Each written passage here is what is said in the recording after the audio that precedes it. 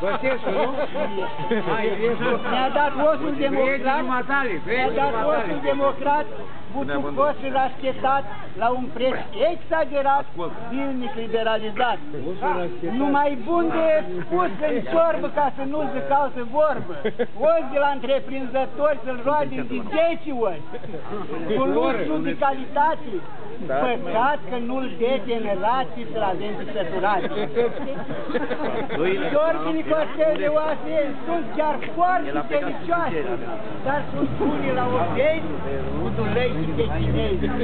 Chiar dacă stigează rangul, nu forțează esofagul. Să mai crească bunăstarea, mulți boțară-mi cu schimbare. Și am văzut că am schimbat osul cu șolanul pe bani. Din el, pe lângă șorbița, mai găteam și tocanița. De mai plecam într-un ardei, mai găteam și felul 3, ca să avem ce mânca luni, marți, joi și sâmbătă, inclusiv duminica. Șeful, când ai s-a rămas ultima dată? E etapa actuală, aseară, când e etapa actuală, foarte mulți au masa goală. La mulți, noua turică este infinit de mică. Dar să ne ridica moralul din cei cu paranormalul. Și părintele, cântărețul, și groparul cu hârlețul, prim-ministru cu lopata, ca să ne dea pe toți gata.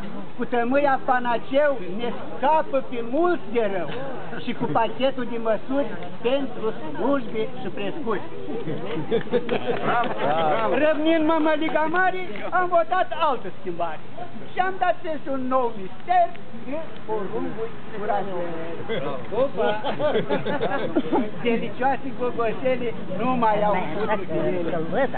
Și din schimbare în schimbare am ajuns pe băți călare și o luăm spre Europa, călăuziți de domn Popa.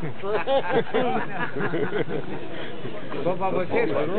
Ei, Da. Popa, Popa,